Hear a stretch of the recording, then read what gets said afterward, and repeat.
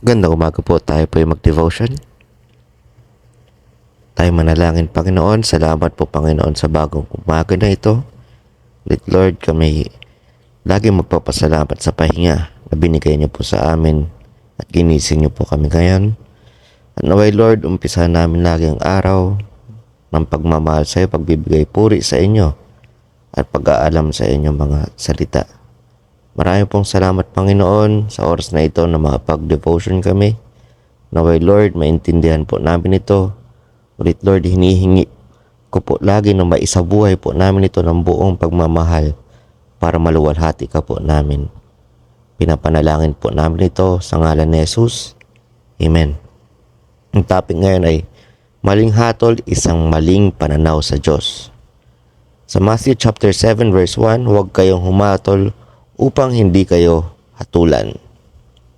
Ang mananampalataya ay hindi gumagawa ng hindi matuwid at walang awa na paghatol sa iba dahil ito ay nagpapakita ng maling pananaw sa Diyos.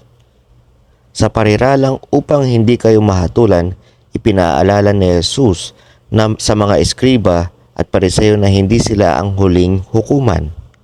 Ang hatulan ang mga motibo ng ibang tao o ang tumayo sa lugar ng paghatol ay ang paglalaro ng Diyos. Sapagkat ang Ama ay hindi humahatol sa sinuman kundi ipinagkatiwala sa anak ang buong paghahatol. May kita po yan sa Juan chapter 5 verse 22. Sa panahon ng millennial na kaharian ay ibabahagi ni Kristo ang ilan sa paghatol na iyon sa atin. Check po ang konteksto niyan sa Mateo chapter 19 verse 28. Ngunit hanggang sa panahong iyon ay nilalapastangan natin ang Diyos sa tuwing tayo ay nagsisilbing hukom sa ating sarili. Sino ka para husgahan ang alipin ng iba? Tanong ni Paul. Sa kanyang sarili, Panginoon, siya ay tumatayo o nahuhulog. Tingnan po ang konteksto niyan sa Romans chapter 14 verse 4.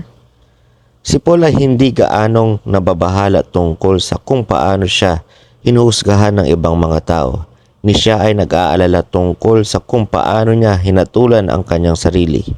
Wala akong nalalaman laban sa aking sarili, ang sabi niya.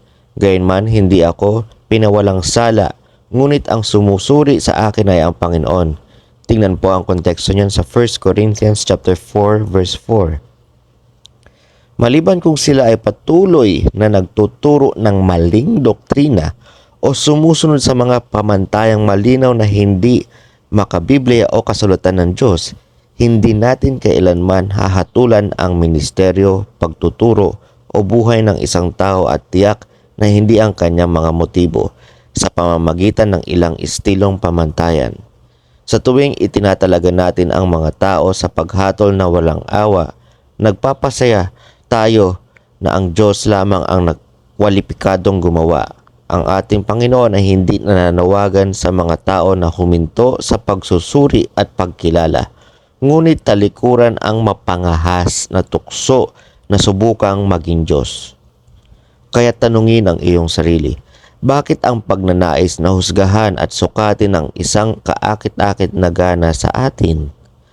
Ano ang sinasabi sa atin ng ating pagkahilig na tangkilikin ito tungkol sa ating sarili?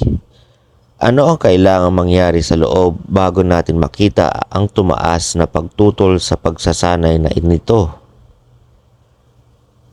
Tayo manalangin, Lord. Tulungan niyo po kami, Panginoon, na maintindihan ang mensahe na ito.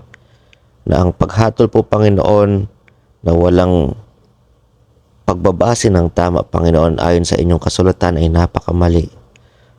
Ulit, Lord, sana'y maunawaan namin ang paghahatol po nagtungkol sa isang tao na walang basihan ay napakamali. At Lord, we also pray na maintindihan po namin na kami rin ay kailangang humatol sa pang-araw-araw namin gawain. Lalo na kung ito ay tama para sa inyo at hindi.